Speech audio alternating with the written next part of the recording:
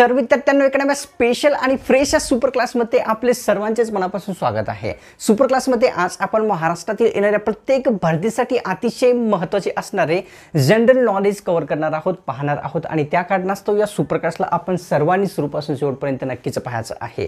Super क्लासला सुरू करण्यापूर्वी 1 सेकंड लागेल विद्यार्थ्यांनो आपल्याला या सुपर क्लासला लाईक करण्यासाठी। लाईक नक्कीच आताच्या आताच करायचं आहे, कारण तुम्ही जर या सुपर क्लासला लाईक करसाल तर तुमच्यासाठी आणखी असे स्पेशल सुपर क्लास मी डेली बेसिसवर लगेच बनवत जाईल। त्या कारणास्तव 1 लाईक 1 सेकंदामध्ये होऊन जाईल।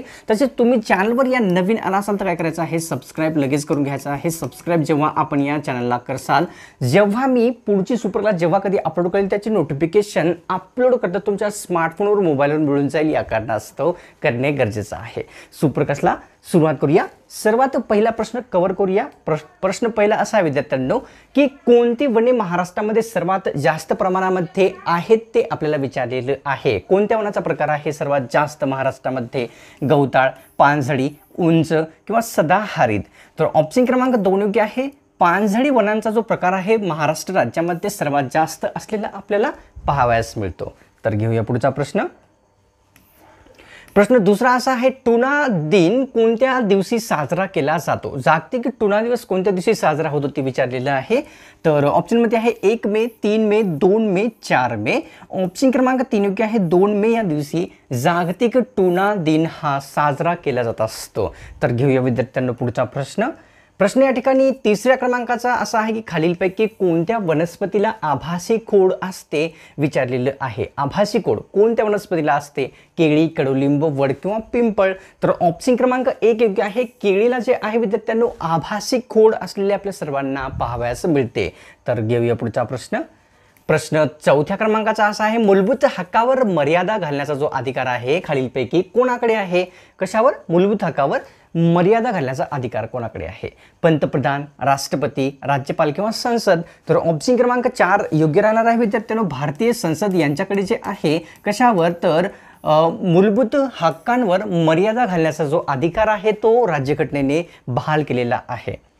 घेऊया 5वा प्रश्न असा आहे, आझाद हिंद सरकारची स्थापना कोणत्या ठिकाणी करण्यात आलेली होती ते आपल्याला सांगायचं आहे।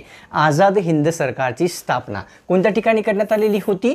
Sri Lanka, Mumbai, Singapore, America? तर दुबई आहे।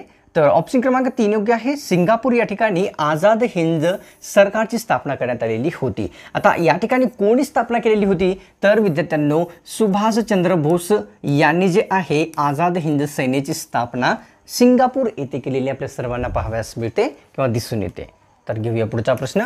प्रश्न 6व्या क्रमांकाचा असा आहे, संपत्तीच्या अपहरणाचा सिद्धांत कोणी मांडलेला होता? संपत्तीच्या अपहरणाचा सिद्धांत लोकहितवादी यांनी, लोकमान्य टिळक यांनी, महात्मा गांधी किंवा दादाभाई नौरोजी? तर ऑप्शन क्रमांक विद्यार्थ्यांनो 4 योग्य आहे। दादाभाई नौरोजी यांनी काय? तर संपत्तीच्या अपहरणाचा सिद्धांत मांडलेला आपल्या सर्वांना पाहावयास मिळालेला दिसून येतो। घेऊया पुढचा प्रश्न। प्रश्न 7व्या क्रमांकाचा असा आहे, मुळशी सत्याग्रह कोणत्या शहरात सुरू झाला होता ते विचारलेलं आहे। मुळशी सत्याग्रह कोणत्या शहरामध्ये सुरू करण्यात आलेला होता? ऑप्शनमध्ये आहेत पुणे, ठाणे, बीड, वर्धा? ऑप्शन क्रमांक 1 योग्य आहे। पुणे या शहरामध्ये मुळशी सत्याग्रह सुरू झालेला आपल्या सर्वांना दिसून येतो किंवा आलेला आहे।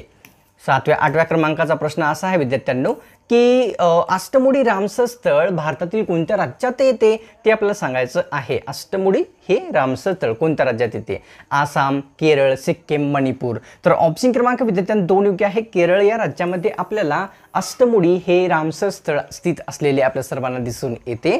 तर घेऊया पुढचा प्रश्न।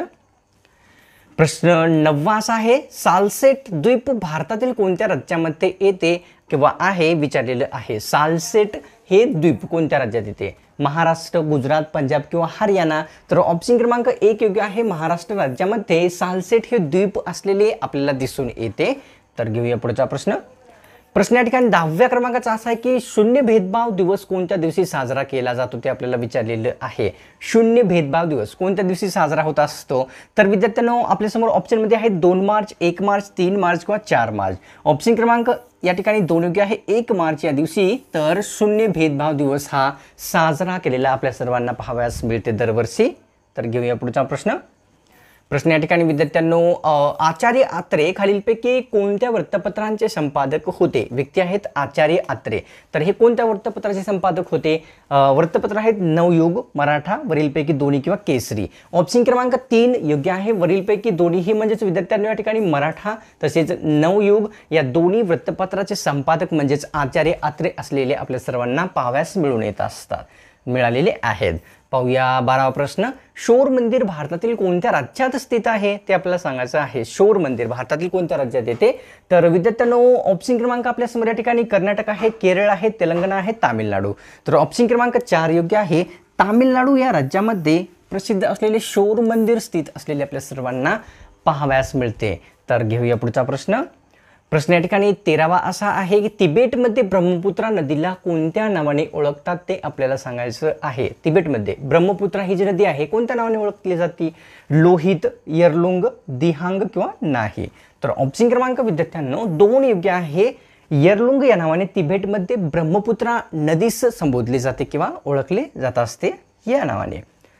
प्रश्न 14वा असा आहे की एलिफंटा लेणी खालीलपैकी कोणत्या शहरामध्ये येते ते आपल्याला सांगायचं आहे. लेणीचं नाव आहे एलिफंटा. हा लेणी ही जी लेणी आहे कोणत्या शहरात येते? मुंबई, नाशिक, पुणे, नागपूर. तर ऑप्शन क्रमांक विद्यार्थ्यांना आपल्यासमोर 1 योग्य आहे. मुंबई या ठिकाणी या शहरामध्ये एलिफंटा लेणी स्थित असलेली आपल्या सर्वांना पाहाव्यास मिळते. तर घेऊया पुढचा प्रश्न. प्रश्न या ठिकाणी 15व्या क्रमांकाचा असा आहे की बौद्ध धर्म हाच विज्ञानवादी धर्म आहे असे कोणी म्हटले होते? बौद्ध धर्म जो आहे विज्ञानवादी धर्म आहे असे कोणी म्हटले होते? ऑप्शनमध्ये काय विद्यार्थ्यांना आपल्यासमोर दिलेले? तर Albert Einstein, doctor Babasaheb Ambedkar, वरीलपैकी दोन्हीही किंवा महात्मा गांधी. तर ऑप्शन क्रमांक 3 योग्य आहे. 3 म्हणजेच डॉक्टर बाबासाहेब आंबेडकर यांनी तसेच अल्बर्ट आइन्स्टाईन यांनी बौद्ध धर्म हाच विज्ञानवादी धर्म आहे असे म्हटलेले आपल्या सर्वांना दिसून येते. तर घेऊया पुढचा प्रश्न. प्रश्न 16वा असा आहे की जन्मदर म्हणजे एका वर्षातील किती व्यक्तींमागे जन्माचे प्रमाण असते? जन्मदर आपण खूप ठिकाणी ऐकत असतो, तर नेमकं तो काय असतो? तर जन्मदर जो असतो विद्यार्थ्यांनो या ठिकाणी ऑप्शनमध्ये काय आहे? 4000, 1000, 2000, 3000. जन्मदर म्हणजे प्रत्येक 1000 व्यक्तींमागे जन्माचे प्रमाण म्हणजेच काय असते? जन्मदर असलेला आपल्या सर्वांना दिसून येतो. तर घेऊया विद्यार्थ्यांनो 17वा प्रश्न. प्रश्न असा आहे की पहिले पंतप्रधान होण्याचा जो हट्ट आहे कोणी धरलेला होता? भारत म्हणजे या ठिकाणी भारत स्वतंत्र होताना पहिले पंतप्रधान होण्याचा जो हट्ट आहे ते कोणी धरलेला होता ते विचारलेलं आहे. ऑप्शनमध्ये आहेत महात्मा गांधी, पंडित नेहरू, राजेंद्र प्रसाद किंवा बॅरिस्टर जिना. तर ऑप्शन क्रमांक विद्यार्थ्यांनो या ठिकाणी 4 योग्य आहे. बॅरिस्टर जिना यांनी भारताचे पहिले पंतप्रधान होण्याचा हट्ट धरलेला होता आणि यांना नाही होऊ दिल्या कारणास्तव भारत आणि पाकिस्तानची फाळणी झाली आणि हे जे आहे म्हणजे त्या ठिकाणचे पंतप्रधान बनलेले आपल्या सर्वांना पाहाव्यास मिळतात. त्यांच्या हट्टामुळे झालेली आहे ती भारत पाकिस्तान आपली जी फाळणी झालेली होती. तर आदिवासी जिल्हा म्हणून कोणता जिल्हा ओळखला जातो ते आपल्याला सांगायचं आहे. महाराष्ट्रातील आदिवासी जिल्हा कोणता आहे? रायगड, नंदुरबार, सिंधुदुर्ग किंवा गडचिरोली. तर ऑप्शन क्रमांक 2 योग्य आहे. नंदुरबार जिल्ह्याला महाराष्ट्रातील या ठिकाणी आदिवासींचा जिल्हा म्हटले जात असते. घेऊया प्रश्न 19वा असा आहे. भारताचे आध्यात्मिक राष्ट्रपिता खालीलपैकी कोणास म्हणतात? भारताचे विचारलेले आहे, महाराष्ट्राचे नाही. आध्यात्मिक राष्ट्रपिता स्वामी विवेकानंद, स्वामी दयानंद, स्वामी श्रद्धानंद किंवा वरीलपैकी नाही. तर ऑप्शन क्रमांक 1 योग्य आहे. स्वामी विवेकानंद यांना भारताचे आध्यात्मिक राष्ट्रपिता असे संबोधले जात असते. तर घेऊया पुढचा प्रश्न.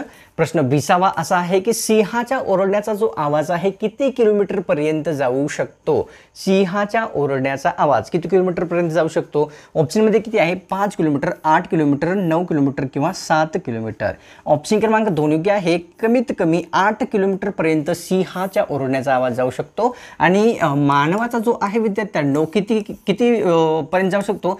तर 180 आहे. या ठिकाणी 180 म्हणजे किलो नाही, फूट नाही, तर 180 मीटर एवढा लांब एका सामान्य व्यक्तीच्या ओरडण्याचा आवाज हा जाऊ शकत असतो. घेऊया पुढचा प्रश्न. प्रश्न 21वा असा आहे. प्रौढ मानवांमध्ये मानवाच्या मेंदूमध्ये किती प्रौढ मानवांचा मेंदू जो आहे किती चेतापेशींनी बनलेला असतो ते विचारलेला आहे. ऑप्शनमध्ये आहेत 100 अब्ज, 200 अब्ज, 300 किंवा 400 अब्ज. ऑप्शन क्रमांक 1 योग्य आहे. प्रौढ मानवाचा जो मेंदू असतो तो 100 अब्ज चेतापेशींनी मिळून बनलेला आपल्या सर्वांना दिसून येतो? तर 22वा प्रश्न असा आहे, क्षेत्रफळाच्या दृष्टीने भारतातील दुसऱ्या क्रमांकाचे सर्वात मोठे राज्य कोणते आहे? दुसऱ्या क्रमांकाचे विचारलेले आहे की कोणते आहे? उत्तर प्रदेश, महाराष्ट्र, राजस्थान किंवा मध्य प्रदेश. तर ऑप्शन क्रमांक विद्यार्थ्यांना 4 योग्य आहे. मध्य प्रदेश हे जे राज्य आहे क्षेत्रफळाच्या दृष्टीने दुसऱ्या क्रमांकाचे सर्वात मोठे असलेले राज्य असलेले आपल्याला सर्वांना दिसून येते. तर घेऊया विद्यार्थ्यांना पुढचा प्रश्न. प्रश्न 23वा असा आहे, क्षेत्रफळाच्या दृष्टीने भारतातील पहिल्या क्रमांकाचे जे राज्य आहे कोणते आहे ते आता विचारलेलं आहे. क्षेत्रफळाच्या दृष्टीने पहिल्या क्रमांकाचे सर्वात मोठे राज्य. तर उत्तर प्रदेश, महाराष्ट्र, राजस्थान, मध्य प्रदेश. तर ऑप्शन क्रमांक 3 योग्य आहे. राजस्थान हे राज्य क्षेत्रफळाच्या दृष्टीने पहिल्या क्रमांकाचे सर्वात मोठे राज्य असलेले आपल्या सर्वांना पाहावयास मिळते. तर घेऊया पुढचा प्रश्न. प्रश्न या ठिकाणी असा आहे, कलिंग युद्ध या युद्धाशी संबंधित खालीलपैकी कोणती व्यक्ती आहेत? युद्धाचं नाव आहे कलिंग युद्ध, याशी संबंधित छत्रपती शिवाजी महाराज, सम्राट अशोक, झाशीची राणी लक्ष्मीबाई किंवा वरीलपैकी नाही. तर ऑप्शन क्रमांक विद्यार्थ्यांना 2 या ठिकाणी योग्य राहणार आहे. सम्राट अशोक यांनी जे आहे कलिंग युद्धाशी संबंधित असलेले एक व्यक्ती असलेली या प्रश्नामध्ये आपल्याला पाहावयास मिळते. तर घेऊया 25वा प्रश्न असा आहे, दाभोळ पॉवर प्लांट कोणत्या जिल्ह्यामध्ये येते ते विचारलेलं आहे. दाभोळ पॉवर प्लांट कोणत्या जिल्ह्यामध्ये येतो? महाराष्ट्रातील. ऑप्शनमध्ये आहेत अमरावती, गोंदिया, चंद्रपूर किंवा रत्नागिरी. तर ऑप्शन क्रमांक 4 योग्य आहे विद्यार्थ्यांनो. कोणत्या? तर रत्नागिरी या जिल्ह्यामध्ये दाभोळ पॉवर प्लांट असलेला आपल्या सर्वांना दिसून येतो. तर घेऊया पुढचा प्रश्न. प्रश्न 26वा असा आहे, कोणत्या राज्यात कोणत्या राज्याला भारताचे देवभूमी म्हणतात ते विचारलेलं आहे. भारताची देवभूमी कोणत्या राज्याला म्हणतात? उत्तराखंड, राजस्थान, गुजरात, तामिळ. तर ऑप्शन क्रमांक तामिळनाडू. तर ऑप्शन क्रमांक विद्यार्थ्यांनो 1 योग्य आहे. उत्तराखंड राज्याला भारताची देवभूमी असे म्हटले जात असते. तर घेऊया पुढचा प्रश्न. प्रश्न या ठिकाणी 27वा असा आहे विद्यार्थ्यांनो, मिठाचा कायदा कोणत्या दिवशी मोडला गेला होता ते आपल्याला विचारलेलं आहे. मिठाचा कायदा मोडलेला दिवस जो आहे तो विचारलेला आहे. 6 एप्रिल 1930, 6 एप्रिल 1933, 1932 किंवा 1931. तर ऑप्शन क्रमांक 1 योग्य आहे. 6 एप्रिल 1930 या दिवशी मिठाचा सत्याग्रह हा मोडलेला आहे. कोणी? महात्मा गांधी यांनी. तर विद्यार्थ्यांनी घेऊया पुढचा प्रश्न. प्रश्न या ठिकाणी 28वा असा आहे की बालहक्क आयोगाची स्थापना करणारे भारतातील पहिले राज्य कोणते ठरलेले आहे? बालहक्क आयोगाची स्थापना करणारे. तर राजस्थान, केरळ, आसाम किंवा महाराष्ट्र. तर ऑप्शन क्रमांक विद्यार्थ्यांना 4 योग्य आहे. महाराष्ट्र राज्य बालहक्क आयोगाची स्थापना करणारे भारतातील प्रथम क्रमांकाचे राज्य ठरलेले आहे. घेऊया पुढचा प्रश्न. प्रश्न 29वा असा आहे की 1 लाईट इयर पार करण्यासाठी किती वर्षे लागतात ते विचारलेलं आहे. 1 लाईट इयर, फक्त आणि फक्त 1 लाईट इयर विचारलेलं आहे. तर ऑप्शनमध्ये आहेत 4-5 हजार वर्ष, 1 ते 5 हजार वर्ष, 3 ते 5 किंवा 2 ते 5 वर्ष, 5000 वर्ष. तर ऑप्शन क्रमांक विद्यार्थ्यांनो 1 योग्य आहे. 4 ते 5 हजार वर्ष जे आहे मानवाला 1 लाईट इयर पार करण्यासाठी लागणारा जो कालावधी आहे तो आहे. 1 लाईट इयर म्हणजे विद्यार्थ्यांनो लाईटचा प्रति सेकंदाची जी लाईट आहे विद्यार्थ्यांनो 3,84,000 किलोमीटर एवढी जाताना आपल्या सर्वांना दिसून येते. प्रति सेकंदाला एवढी लांब लाईट जात असते. तर लाईटच्या स्पीडनं जाण्यासाठी 1 लाईट इयर्स पार करण्यासाठी आपल्याला 4 ते 5 हजार वर्षे मानवाला लागताना दिसून येतात. तर घेऊया पुढचा प्रश्न. प्रश्न 30वा असा आहे की स्वामी दयानंद सरस्वती यांचे कोणते विचार होते? स्वामी दयानंद सरस्वती यांचे विचार कोणकोणत्या प्रकारचे होते? तर सर्व मानव एक, सर्वांचे देव एक, सर्वांचा धर्म एक, हे सर्व होते का? तर ऑप्शन क्रमांक विद्यार्थ्यांनो आपल्या समोर या ठिकाणी 4 योग्य राहणार आहे. वरीलपैकी सर्वच म्हणजे दयानंद सरस्वती यांचे विचार म्हणजेच काय होते विद्यार्थ्यांनो? तर या ठिकाणी पाहून घ्या. सर्व मानव एक, त्याच्यानंतर सर्व देव एक, त्याच्यानंतर सर्वांचा धर्म एक, हे सर्व जे विचार आहेत स्वामी दयानंद सरस्वती यांचे असलेले आपल्या सर्वांना दिसून येतात. तर विद्यार्थ्यांनो हा सुपर क्लासला आता या ठिकाणी एक लाईक करण्याची वेळ आलेली आहे. 1च सेकंद लागणार आहे. सर्वांनी लाईक करूनच घ्यायचं आहे. तसेच तुम्ही जर चॅनलवर तुम्ही नवीन आला असाल तर काय करायचं आहे? सबस्क्राईब लगेच करून घ्यायचं आहे. जेव्हा आपण या चॅनलला सबस्क्राईब करसाल तर पुढचे सुपर क्लास अशाच प्रकारची अमेझिंग जेव्हा कधी अपलोड होईल त्याचे नोटिफिकेशन अपलोड होतात तुमच्या स्मार्टफोनवर, मोबाईलवर मिळून जाईल. त्या कारणास्तव सबस्क्राईब या चॅनलला आणि लाईक या सुपर क्लासला करणे अत्यंत गरजेचे आहे. तर मिळतो का स्पेशल आणि फ्रेश सुपर क्लासमध्ये.